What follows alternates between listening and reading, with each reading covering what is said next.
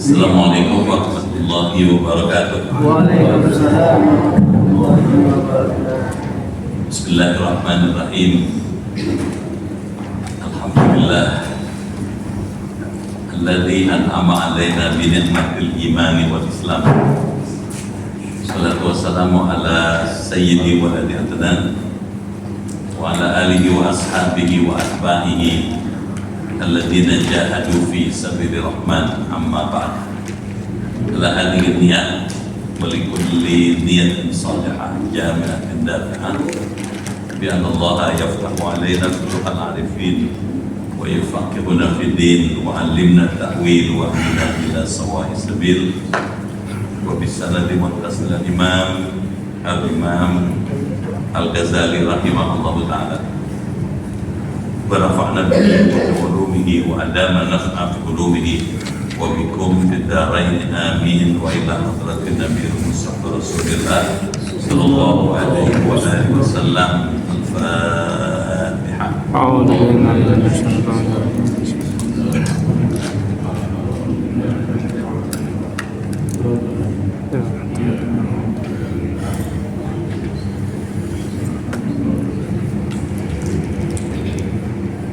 Bismillahirrahmanirrahim. Ya Fattahu ya Alim, iftah abwaaba qulubina bi nuri ma'rifatik wa akhrij alaina min dhulumatil jahli wal wahmi ila nuril fahmi wal ilmi. Iftah alaina abwaaba ilmika kama fatahtaha ala anbiya'ika wa ulama'ika al-mutaqaddimin al-mutaakhirin wanshur alaina rahmataka ya dzal jalali wal ikram. Allahumma sallimna wa sallim dinana wa sallim ahlana wa auladana wa dhurriyyatana wa sallim jama'atana wa la siyama jama'ah Masjid Al-Kautsar min afati dunya wal akhirah wa la tasluk waqtan naza' imanana wa la tusallit alaina man la yakhafuka wa la yarhamuna warzuqna khairai dunya wal akhirah innaka ala kulli syai'in qadir. Allahumma inna nas'aluka shifaan ajilan wa sihhatan tamman lana wa la siyama Bapak Wiharto, Bapak Asrif. Isfi'na ya Syafi, isfi'uma ya Syafi, anta Syafi, la shifaa illa shifauka ya Allah, shifaan la yughadiru saqaman. Rabbana atina fid dunya hasanah wa fil akhirati hasanah wa qina adzabannar. Walhamdulillahi rabbil alamin. Bapak Ibu dimuliakan Allah, yang terhormat pengurus DKM Masjid Al-Kautsar, pengurus Yayasan Masjid Al-Kautsar, hadirin yang dimuliakan Allah Subhanahu wa taala. Malam ini kita bersyukur bisa bertemu lagi dalam kajian kitab Hidayatul Hidayah disusun oleh Al-Imam Al-Ghazali rahimahullah ta'ala. Saya menyampaikan ucapan terima kasih dan penghargaan yang tinggi pada Bapak Ibu yang telah memilih hadir di Masjid Al-Kautsar malam ini. Saya doakan semua yang hadir beserta keluarga masuk surga.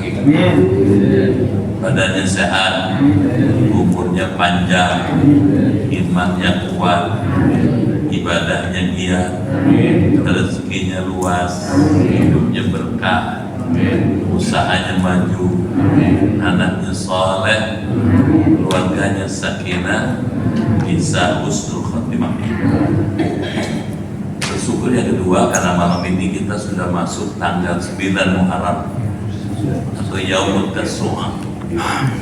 Besok malam 10 Ramadan Muharram disebut Yaum Asyura. Disunahkan kalau masuk tanggal 9 dan 10 Muharram puasa kalau badan sehat. Jadi Nabi ketika sampai di Madinah tanggal 10 Muharram ketemu semua orang-orang Yahudi, penduduk asli Madinah, orang Yahudi. Nabi tanya, "Ma'adha tasumun hadzal yaum?" Apa yang sedang kalian puasakan hari ini? Kata Nabi kepada orang Yahudi, "Kami puasa karena hari ini 10 Muharram Allah menyelamatkan Nabi Musa dan Bani Israel. Karena itu kami bersyukur dengan puasa. Kata nahnu minkum, kami lebih berat dibandingkan kamu berpuasa. Berdasarkan alasan itu Nabi menyuruh kita kalau bisa puasa.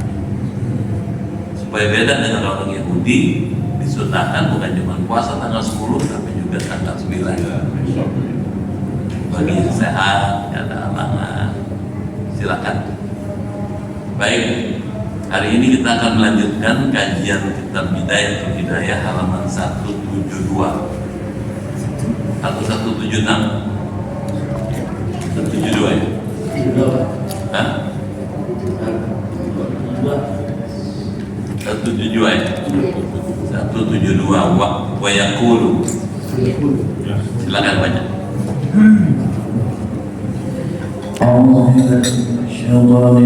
Bismillahirrahmanirrahim. Wa yaqul innal amra rabbi na'im wa innal fujjara rabbi jahim. Fa idza lam tatruki sa'ya fi talabil ilmi wal mali i'timadan ala karamihi fa dzalika la tudrik la tatrukil tasawuda lil akhirah wa la tatur fa inna rabbid dunya wal akhirah wahidun wa huwa bihima karimun rahimun wa laysa yazidu lahu karamun bidu'atika wa innama karamuhu fi ayyassira laka tariqal usuli ilal mulkil muqimi wa na'imi daimil mukhladir bisabri ala tarki sahawati ayyaman qalail wa hadha nihayatul karami fala tuhaddis nafsuka bitahwi sadil mutalina waqtadi bil ulil azmi wan nuha minal anbiya'i was salihin wala tarma' fi an tasbita sodi fi an tahsada ma lam tazra' wa la man sama wa sala wa jahada wa taqa lahu fahadhihi jumalun mimma yang bagi an tahfaza anhu jawarihatal zahirata wa aqabu hadhil jawarih inama tatarasyahu min sifatil qalbi wa in aradta hifdal jawarihi fa'alaika bil tawhidil qalbi wa huwa taqwal batini wal qalbu wa huwal mudqatul ladzi idza salahat saluha biha sahihul jasadi wa idza fasada biha sahihul jasadi fastaqil bisolahi litasluha bihi jawarihuka wa salahuka yakunu bimulazamatil muraqabah. Ya, bagus. Baik, dimuliakan Allah, apa maknanya? Seperti apa pahamnya? Bagaimana maksudnya akan kita kaji malam ini. Imam Ghazali mengajarkan kita hidup yang baik kalau punya dua indikator. Badannya bersih, hatinya suci. Kalau kita badannya bersih, hati suci, maka kita termasuk orang dicintai Allah. Innallaha yuhibbut tawwabina wa yuhibbul mutatahhirin. Sesungguhnya Allah senang kepada orang yang suka bertaubat. Taubat itu suci hati. Wa yuhibbul mutatahhirin, dan senang kepada orang yang suka bersih badan. Berangkat dari alasan itu, maka untuk bisa suci hati, maka kita mesti kafur jawari, menjaga, memelihara anggota badan agar tidak terjerumus berbuat maksiat. Sudah diajarin cara-caranya pada kajian yang lalu. Nah, sekarang diterangin dalil-dalilnya. Wa yaqulu, dan Allah berfirman, Innal abror lafi na'im. Sesungguhnya orang yang baik-baik, orang yang banyak berbuat bakti, lafi na'im, benar-benar hidup dalam kenikmatan. Di surga Jannatun Na'im, surga yang penuh dengan kenikmatan. Jadi kalau orang dunia abror, mencetak kebaikan, mencetak kebaikan, mencetak kebaikan terus setiap hari, siang malam pagi sore, dia akan mendapatkan naim, kenikmatan yang sangat besar, dunia maupun akhirat.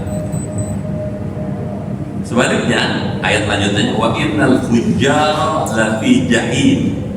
Sesungguhnya orang yang, katanya, fujar itu orang durhaka, lafi jahim, benar-benar berada di dalam neraka yang sangat panas, jahim. Jadi ada dua kelompok manusia.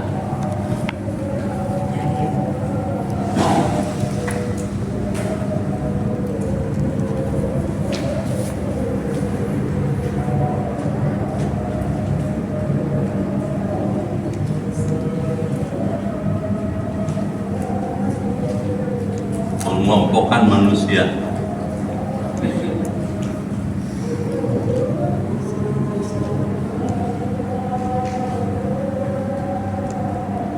Ada yang pertama al-abror,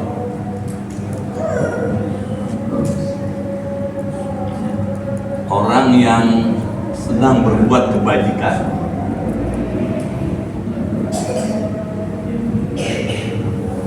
Jadi hidupnya mencetak kebaikan terus, dari mulai mata sampai merem lagi. Tidurnya aja berbuat baik ya, abror. Tapi ada orang yang disebut al-fujjar.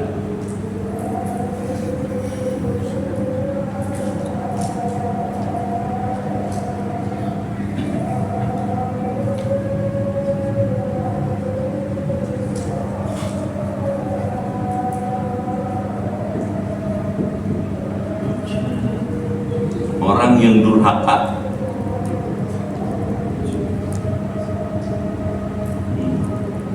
Kalau ini tempatnya lafi na'im,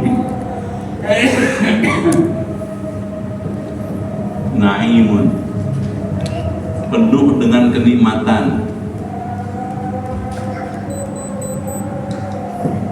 Na'im, benar-benar hidupnya nikmat. Di mana? Di dua tempat.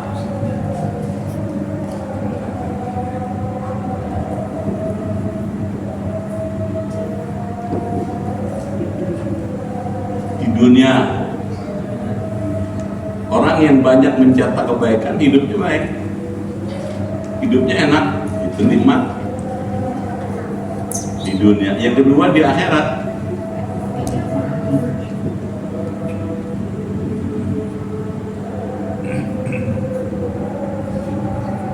Di akhirat sudah ada Jannatun Na'im, ada kan? Iya.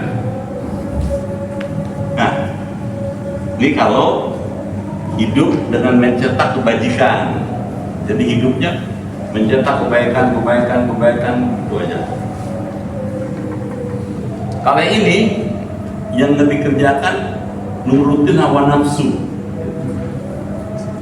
Kalau ini yang dikerjain hawa nafsu aja.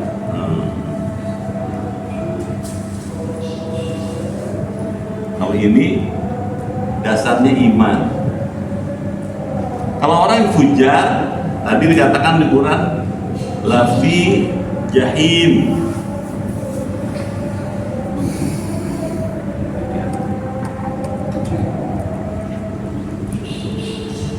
jahim.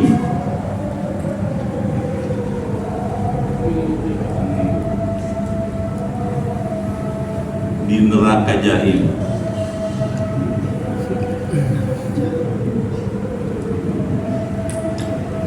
Di dunia maupun di akhirat.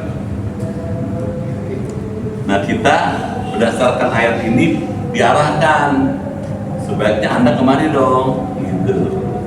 Kalau Anda kepengen hidup senang, nikmat, Ini pilihannya gitu. Kalau pengen di dunia senang, di akhirat senang, ya pilihan ini. Hidup ini berjuang mencetak kebaikan, mencetak kebaikan, mencetak kebaikan. Gitu. Nah, terus oleh Imam Ghazali dikasih keterangan. Apa keterangannya?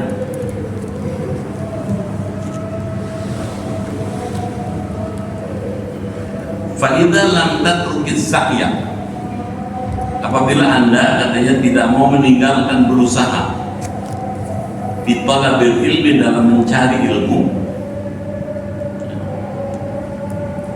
wal mal, dan harta katanya, i'timadan ala karami, karena bersandar kepada kemurahan Allah, fakadzalika, maka begitu pula katanya, la tatrukit tazawwud, janganlah engkau meninggalkan katanya ya, sebuah tazawwud, bekal di akhirat, untuk akhirat. Ini maksudnya, ada orang cari duit aja, ada dari melek mata sampai merenungi duit aja. Kalau anda nggak bisa meninggalkan itu, jangan tinggalkan bekal buat akhirat. Misalnya, saya nggak bisa meninggalkan usaha saya tiap hari. Kalau saya meninggalkan usaha saya akan bisa begini. Silakan aja berusaha, tapi jangan lupa ibadah. Gitu. Yang pokok jangan ditinggal. Sholat 5 waktu jangan dilupakan. Kenapa? Karena itu adalah bekal kamu buat di akhirat. Sementara harta yang dikejar itu tidak menjamin bahagia di akhirat. Mana buktinya? Harta itu yang sesungguhnya milik kita, bukan rumah kita yang bagus. Nabi pernah tanya kepada sahabat, siapa di antara kalian yang lebih senang kepada harta ahli waris dibandingkan hartanya sendiri? Sahabat bilang, nggak ada kami kayak gitu ya Rasul. Kami pasti lebih senang kepada harta kami sendiri. Terus ditanya, kamu tahu nggak hartamu? Kata Nabi, itulah rumah kami. Bukan, itu harta milik ahli warismu. Kenapa? Sebagus apapun rumah yang kita bangun, begitu kita meninggal, kita tinggal, statusnya berubah, milik ahli waris. Itulah unta kami ya Rasul, katanya. Itu juga milik ahli warismu, katanya. Sebagus apapun mobil yang bapak punya, ibu punya, paling banter kalau kita meninggal ngantar sampai Joglon. Kita masuk ke dalam tanah, dibalik lagi ke Villa Kelapa II. Itulah dinar kami, uang kami, kata Rasul. Itu juga milik ahli warismu. Sebanyak apapun uang yang kita punya, ketika kita meninggal, kita tinggal dari bawah. Pertanyaannya, harta kita yang mana dong? Nabi bilang, ma anfaqta fi sabilillah fa huwa maluka.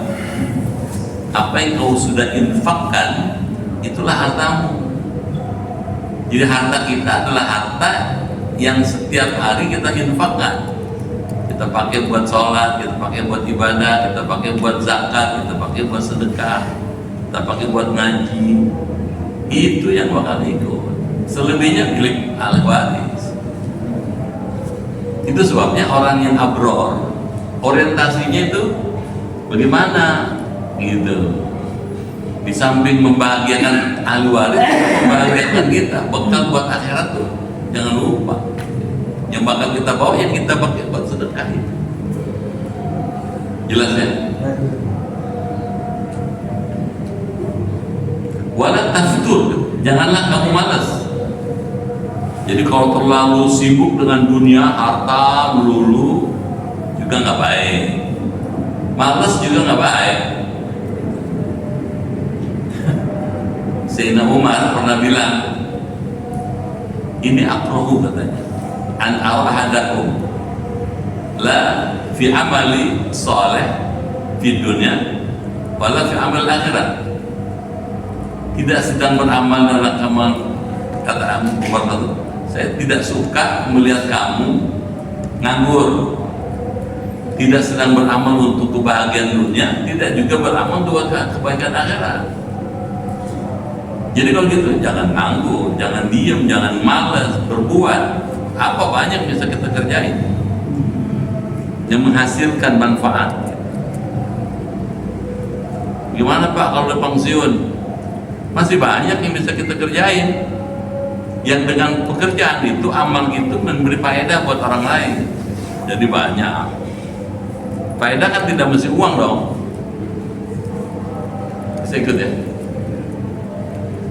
Tiba-tiba mati nih. Ya. Baterainya habis kali kan? Baik.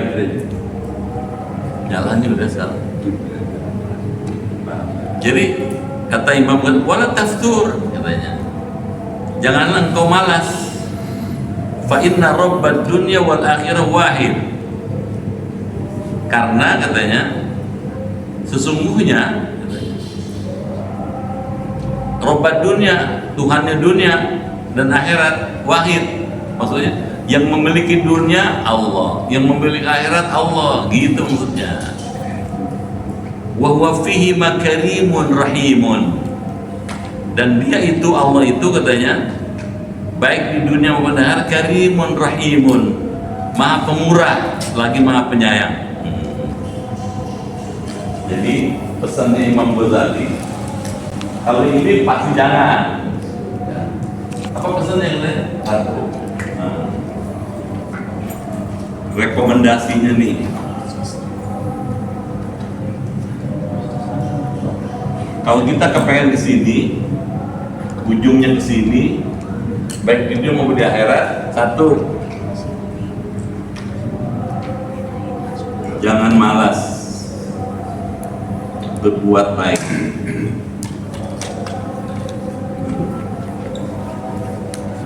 Jangan malas, ada yang dikerjain, gitu.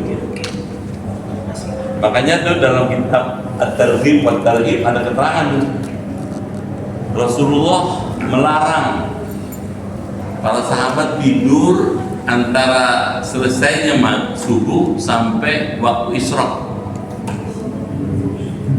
Dilarang sama Nabi, makruh. Kedengaran enggak? Dari mulai subuh, azan subuh sampai isyraq, makruh. Kenapa makruh? Ada keterangannya dalam kitab At-Targhib wa At-Tarhib. Karena pada waktu itu Allah lagi bagi-bagi rezeki.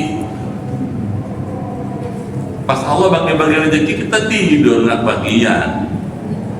Jadi berjuang, berusaha, yang dagang, yang kerja, yang apa aja. Jangan diam, mencetak kebaikan. Kenapa? Karena Allah Karimun Rahim. Allah itu pemurah. Ada alasannya nih. Allah itu pemurah dan penyayang. Karim itu pemurah. Pemurah, berehan. Barahan, ngasih. Gak pernah berhenti dia ngasih. Gak pernah berhenti memberi. Kulla yaumin huwa fi sya'an. Allah tiap hari sibuk memberi.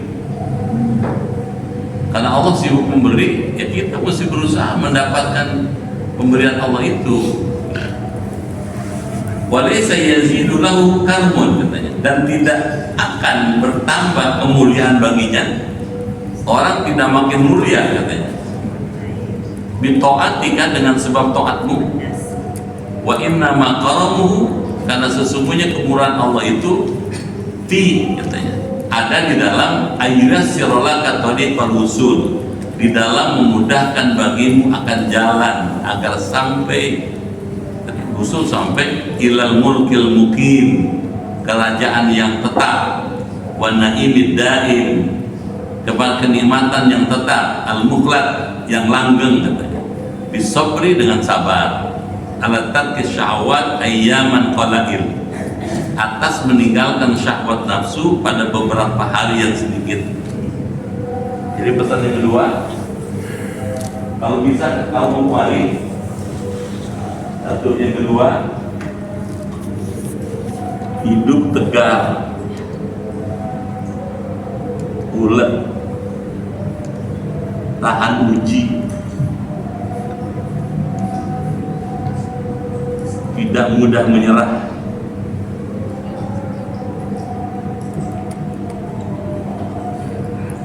Banyak orang sukses karena tidak mudah menyerah dia. Berusaha berjuang. Bapak tahu Nabi Nuh berjuang 900 tahun lebih mendakwakan agama Allah. Mulai dari dari Irak Selatan, Babilonia sampai ke Turki. 900 tahun. Kalau gitu gimana? Kalau dulu orang bisa, kenapa kita nggak bisa sekarang? Tentu semampunya, semampu kita, sekuat kita, sebisa kita. Gitu katanya. Caranya gimana supaya bisa ulet, tahan uji, tahan banting, tidak mudah menyerah? Gitu. Tarkus syahwat. Nah, ini caranya. Poin 2 ini ada caranya nih. Tinggalkan syahwat.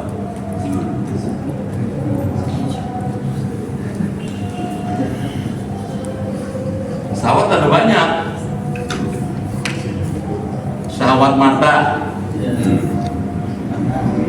Ini masa nih kalau diturutin semua mau dilihat.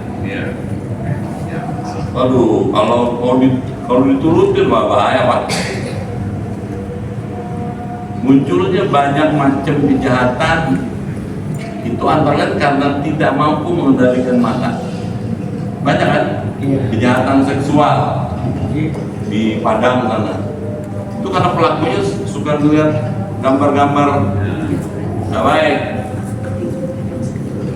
Misalnya, ada kan tukang jual gorengan diperlakukan dengan kasar dan dibunuh. Banyak yang lain-lain. Kenapa? Syahwat mata, syahwat telinga. Ini kuping kalau mau diler, mau dibuka, semua mau didengar. Berita benar masuk, berita hoax juga masuk. Bahaya, ini merusak hati. Jadi syahwat ada banyak. Syahwat lisan. Mulut ini kalau mau dilepas, semua diomong. Nggak ada remnya. Jadi syahwat ada 7 nih. Syahwat mata, syahwat telinga, lisan, tangan, kaki, kelamin, dan perut.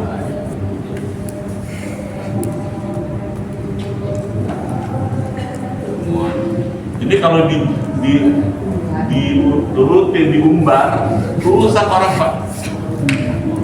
Tangan, mukul, tulis yang salah, mencuri, korupsi termasuk sih.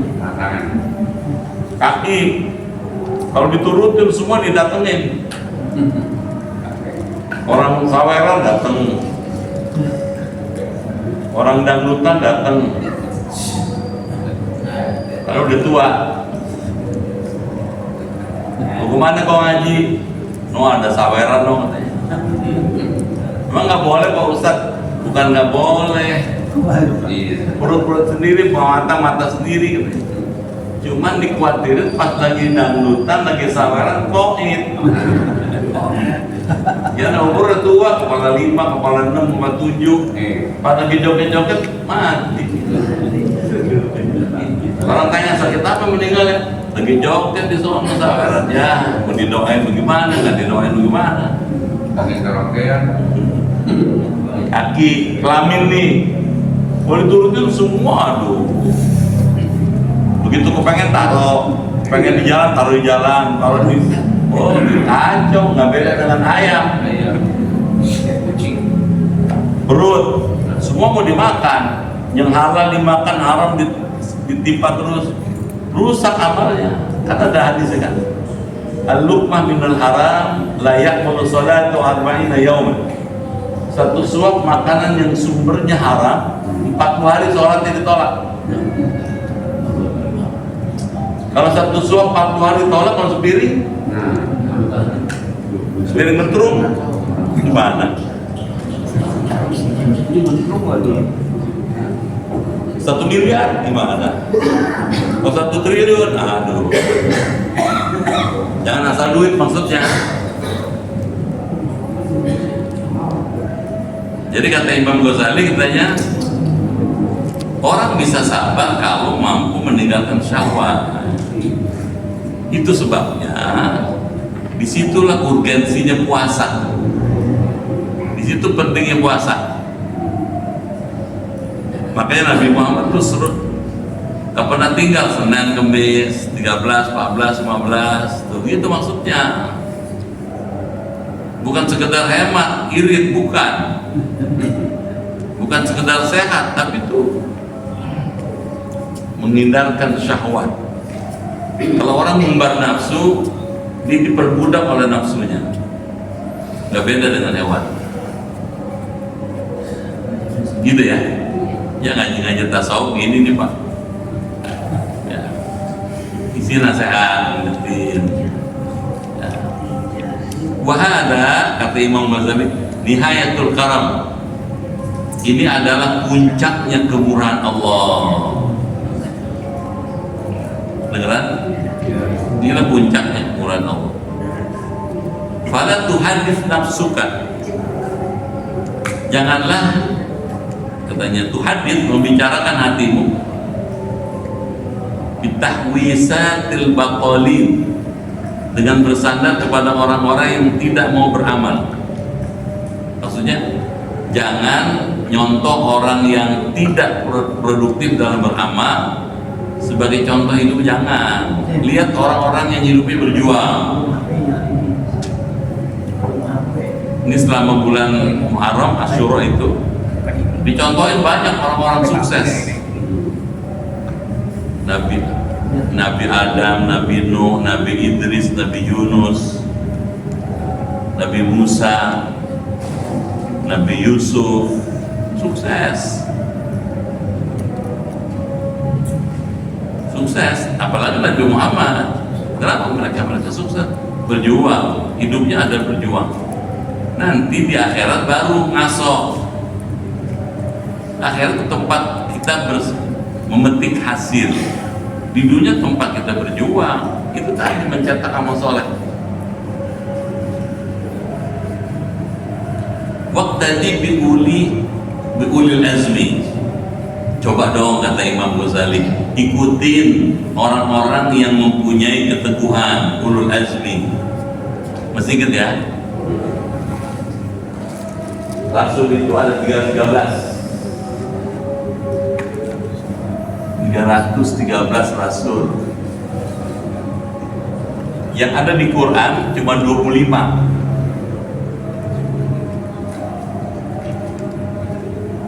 Dari 25 Rasul yang ada di Quran, 5 Rasul yang diunggulkan disebut ulul azmi. Siapa ulul azmi? Gitu. Ada 5 nih, Nabi Nuh, Ibrahim, Musa, Isa, Nabi Muhammad. Kata Imam Ghazali, contoh dong tuh ulul azmi gitu. Dari 5 unggul ini yang terunggul 1, Rasulullah Asraful Anbiya wal Mursalin. Jadi dari 25 dipilih 5, dari 5 dipilih 1, yang 1 itu Rasulullah. Nggak males nanti juang. Saran saya sih, apalagi masih muda, belajar. Kata Imam Ghazali katanya, ilmu itu ya, untuk bisa tidak lepas, ikat bil kitabah. Qayyid al-ilm bil kitabah. Ikat katanya ilmu itu dengan mencatat. Jadi kalau ibu nyatet udah nggak salah tuh. Kalau dicatat, kalau lupa ingat dibuka. Kalau cuma diingat aja, sekarang masih duduk sini ingat, ntar keluar aja lupa deh. Coba ketemu macam-macam udah lupa. Kalau catat ada tuh 13, 25, 5, 1. Kata Imam Ghazali, tiru yang 5 nih. Pejuang-pejuang hebat ini. Nabi Nuh, Nabi Ibrahim hebat. Satu-satunya Nabi setelah Nabi Muhammad yang disebut oleh umat yang beriman, Nabi Ibrahim. Kalau umat Islam 2 miliar, yang sholat 1 miliar, 1 miliar lagi anak-anak, misalnya. Paling sedikit, nama Nabi Ibrahim disebut 9 miliar kali dalam 24 jam. Coba. Kenapa hebat? Karena perjuangannya hebat. Nabi Ibrahim itu, Nabi Musa, Nabi Isa, apalagi Nabi Muhammad. Contoh nih beliau nih, gitu katanya. Jadi Imam Ghazali bilang kalau Anda kepengen di sini, akan senang di sini, contoh dong ulul azmi. Keuletannya, keteguhannya, sabarannya, ketegarannya, wanuha katanya. Dan orang-orang yang berakal. An-nuha itu ulinuha itu orang yang akalnya cerdas. Jadi yang pertama disuruh niru yang ini. Kalau ini sudah tiru ulinuha.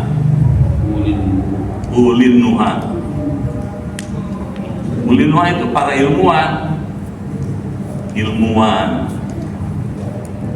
para ulama banyak, Al-Ghazali, Ibnu Rushd, Ibnu Arabi, hebat.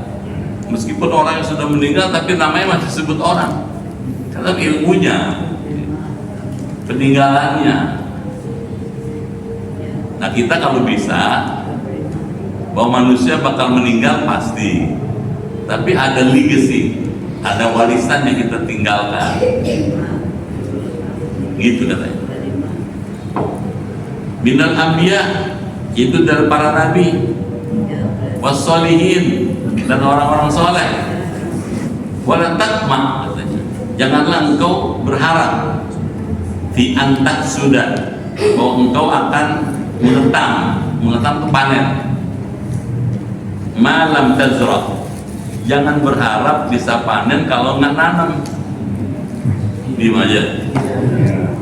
Bagaimana panen, nanam aja kagak. Gitu. Nanam dulu dong, baru panen. Beramal dulu, baru masuk surga. Bahwa orang masuk surga tidak semata-mata karena amal, benar, karena kemuliaan Allah. Meski demikian, orang tetap mesti berusaha untuk beramal. Walaita man soma, dan semoga orang yang berpuasa, wasalla, dan orang yang sholat, wajahada, dan yang jihad, wattaqwa, dan bertakwa, ghafara fahadi, Allah mengampuni bagi mereka dengan sebab ini. Jadi didoain orang yang ketika di dunia selain beramal soleh, berjuang, berdakwah, juga suka puasa, suka sholat, suka jihad, dan bertakwa, dapat ampunan. Jadi kata Imam Ghazali, kalau Anda meniru ini, Anda dapat ampunan. Ampunan Allah.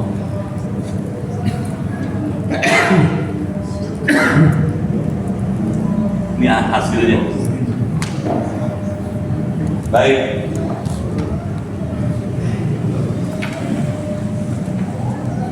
Fahadi, katanya, jumalun. Maka yang tersebut ini adalah beberapa jumlah. beberapa kalimat. Mimma yang dari apa-apa yang patut, yang pantas. Antahfadhu anhu, engkau menjaga dirimu. Jawarih al-zahirah, anggota badanmu yang nampak. Jadi jaga tuh. Tadi nih, ini anggota badan nih, jawarih. Mata, telinga, lisan, tangan, kaki, kelamin, ini anggota badan. Jaga ini katanya, agar kamu tidak masuk sini. Bisa tangkap nggak? Jaga supaya tidak masuk di jahil ini nih. Ini gunanya ngaji.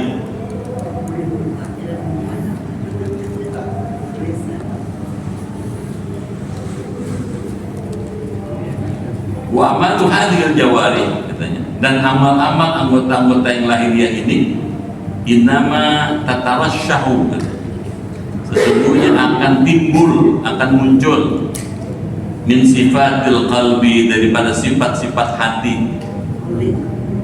Fa'in aradta, maksudnya kalau dulu ini cara berpikir Imam Ghazali, kalau hatinya bagus, ininya bagus nih. Kedengeran enggak? Itu karena mengacu pada hadis Nabi, al-qalbu gitu aja. Kalbu itu, hati manusia itu karrois fil jasad, seperti raja, pemimpin di tengah rakyatnya. Rakyat ini dia. Rajanya siapa? Hati. Kalbu. Kalau rajanya baik, rakyatnya baik. Bisa tahu nggak? Jadi mata, telinga, lisan, tangan, kaki, kelamin, perut tergantung hati. Kalau hatinya bagus, ini pasti bagus. Itu sebabnya ilmu tasawuf itu tekanannya memperbagus hati. Kalau hatinya bagus, bagus semua. Kedengeran ya? Iya. Ini jadi ini. Makanya beda. Kalau tasawuf orientasi kepada hati. Kalau orang barat akal, otak. Kalau hatinya bagus, dimungkinkan akalnya bagus. Kalau akalnya bagus, belum tentu otaknya bagus, belum tentu hatinya bagus. Betul? Jadi ini maling. Ini mesti jaga nih. Kenapa orang mau korupsi, maksiat, berbuat jahat? Ini dia. Karena nggak punya hati.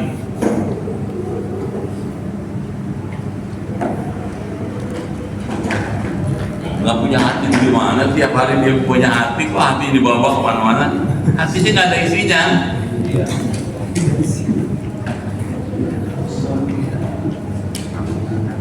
Nah, terus kata Imam Ghazali lagi, fa'in aradta, jika engkau ingin hifdzul jawari, menjaga anggota badanmu, maksudnya kalau Anda kepengen anggota badan Anda itu terjaga, terpelihara, gimana caranya? Kalau kepengen tangan, kaki, kepala, mata, telinga, lisan, kelamin, perut itu terjaga. Kalau kepengen terjaga, fa'alaika bitathhiril qalbi, mesti kamu membersihkan hati. Nah, jadi di sini intinya. Jadi itu tasawuf itu kan tathhir.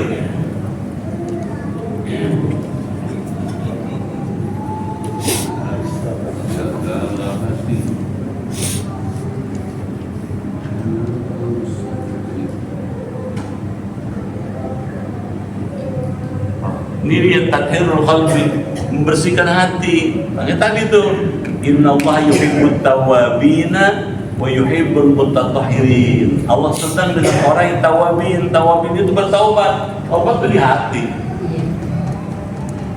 Kalau hatinya bagus, ini makin bagus pasti. Kalau ini bagus, badannya sehat. Kalau ini rusak semua nih.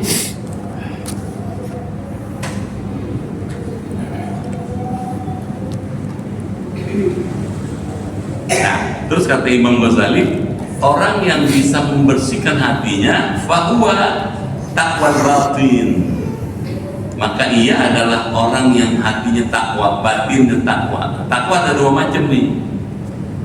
Jadi kata Imam Ghazali, takwa ada dua macam. Takwa ada takwa lahir, ada takwa batin. Kalau takwa lahir kelihatan dari lahiriahnya, imtithalul awamir, melaksanakan yang diperintah.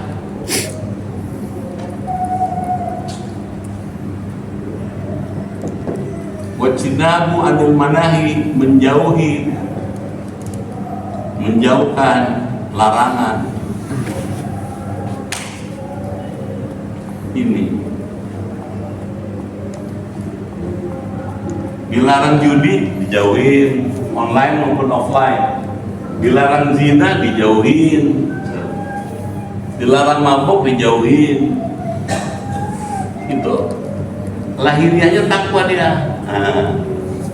Nah, kalau orang yang hatinya bersih, nih, takwa batin tandanya apa? Suci hati.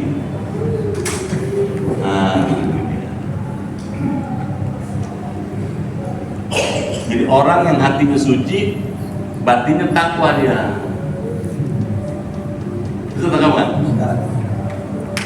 Bagaimana kalau ada orang lahiriahnya takwa tapi batinnya nggak takwa? Bisa juga. Sholat rajin tapi hatinya nggak bersih. Sholatnya cuma riak doang, pengen dipuji. Beneran nggak? Padahal sholat tetap mertua. Beda ada tampilannya. Sholat sampingnya mertua. Mertuanya di bangun dia menyungsep aja, sujud aja lama. Udah selesai sholat, harapannya, aduh kamu busuk banget sholatnya, diangkat kakinya, mertuanya mau muji, ternyata mertuanya diem aja, nggak ngomong A, nggak ngomong B. Karena dia niatnya pengen dipuji, ngatain. Dasar mertua buta. Padahal matanya melek. Kenapa? Karena dia nggak mau bentar. Karena niatnya bukan karena Allah. Tapi kalau orang suci hatinya, sholatnya ikhlas, puasanya juga ikhlas. Tandanya ikhlas apa? Nggak sum'ah, nggak cerita-cerita, nggak riak. Jadi penting nih, suci hati penting. Ini ngaji-ngaji kemarin ujungannya.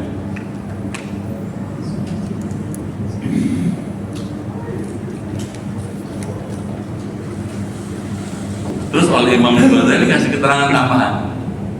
Wal qalbu, hati itu kata Imam Ghazali, wal mudghah adalah segenggam daging katanya. Allati yang katanya idza saluhat, baik genggaman itu, gumpalan itu, segumpal daging. Kalau baik gumpalan itu, saluha biha, maka tentu baik juga seluruh jasadnya. Jadi kalau hatinya baik, jasadnya bagus. Kalau hatinya rusak, jasadnya rusak, amalnya rusak. Orang riya, sum'ah, hasud, dengki karena hatinya nggak beres. Orang nggak pernah menghargai orang karena hatinya nggak beres. Orang nggak pernah akur sama orang, sama tetangga, hatinya nggak beres. Jadi tasawuf itu ngebenahin hati. Kalau hati lu bagus, insya Allah lainnya bagus. Gitu ya. Ini dulu kali ngajinya ya. Kalau kebanyakan susah ngamalinnya. Ini aja udah banyak banget. Papan tulis udah penuh. Ini kalau diamal bagus banget tuh Pak. Jadi kemana kita menuju? Itu tadi tuh, innal abrar lafi na'im wa innal fujara lafi jahim. Itu sebabnya tafsir itu banyak ragamnya. Ada tafsir yang coraknya hukum, ada tafsir yang coraknya sejarah, ada tafsir yang coraknya tasawuf. Ini tafsir sufi namanya. Jadi Imam Ghazali memahami makna innal abrara lafi na'im wa innal fujara lafi jahim dengan uraian kayak tadi gini. Itu tafsir sufi. Jelas ya? Kalau tafsir yang lain terbatas hanya kadang sebatas makna lafadznya aja. Kalau tak tahu dibongkar semua. Mudah-mudahan ada manfaatnya. Yang terakhir sekali, wa idza fasadat, apabila mudghah itu segumpal daging itu rusak, fasada biha sa'irul jasad, maka rusaklah dengannya jasadnya yang lain. Terus pesannya Imam Ghazali ini, fastaghil, sibuklah Anda, bekerjalah Anda, biislahihi, dengan memperbaiki hati Anda. Hati dulu perbaiki. Supaya apa? Kalau hatinya baik, litas habihi jawarihuka, agar supaya soleh, katanya, dengannya anggota badanmu. Bisa tangkap? Kalau anggota badan pengen bagus, benerin dulu hati. Wasolatuhu, dan kesalehan hati. Yakunu, kata kuncinya nih, orang hatinya soleh bagus katanya adalah bimulazamatil muraqabah, dengan cara muraqabah, menghadirkan hati, katanya beserta Allah. Ini kata kunci di sini. Kalau pengen bisa kayak gini di sini, kuncinya sini.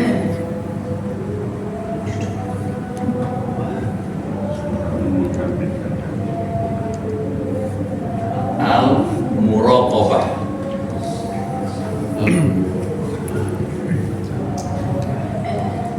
Bekerja dengan hati, ibadah dengan hati, melayani dengan hati, berumah tangga dengan hati, gitu. Muraqabah. Melayani dengan hati. Bisa tahu ya? Kalau orang bekerja karena dengan hatinya, nggak ada pamrih dunia, yang ada pamrihnya Allah aja. Dan jangan takut miskin, jangan berpamrihnya pada Allah. Allah maha kaya dia. Dia bisa ngasih semua yang kita minta. Ini nabi-nabi ini, hebat-hebat semua. Jadi kita sudah mulai masuk nih istilah tasawuf muraqabah, menghadirkan hati dalam setiap aktivitas kita. Bekerja dengan hati, menghadirkan Allah dalam hati. Berkeluarga, mengurus keluarga dengan hati. Apa ya? Ada Allah di situ. Kenapa? Mungkin nggak bisa dong. Wa huwa ma'akum aina ma kuntum. Dia bersama kamu di mana saja kamu berada. Makanya orang Barat tuh kalau suka berdoa kan mendoain, may God always with you, katanya. Semoga Tuhan bersama kamu. Bagaimana supaya Allah bersama kita? Pilihannya muraqabah. Kalau Allah bersama kita, kita jadi abrar. Kalau abrar, tempatnya nikmat, di dunia senang, di akhir senang. Itu kalau pakai bahasa Al-Kautsar, di sini senang, di sana, di mana-mana kita Al-Kautsar tuh. Jangan sampai di sini susah, di sana belangsang.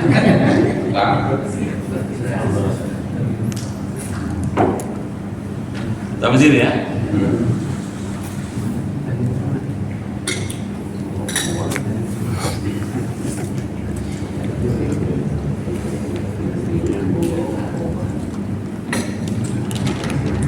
Ada saya boleh jelas?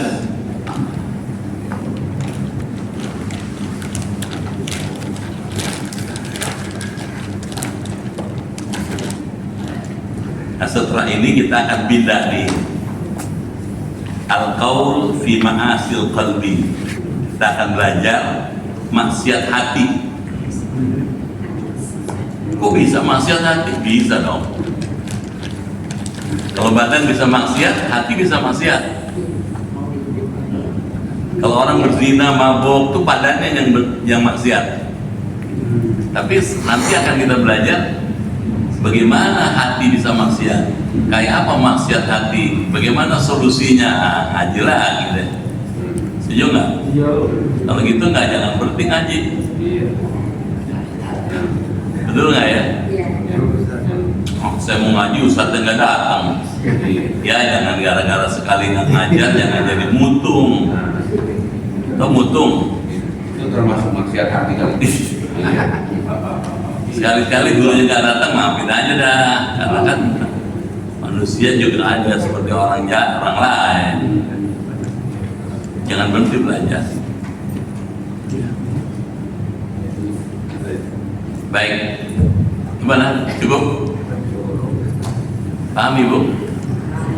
Kita baca doa ya. Semua yang hadir, keluarga di rumah sehat, imannya kuat, ibadahnya giat, rezekinya ngegrojok, anaknya nurut, hidupnya berkah, keluarganya sakinah, bisa husnul khatimah. Al-Fatihah.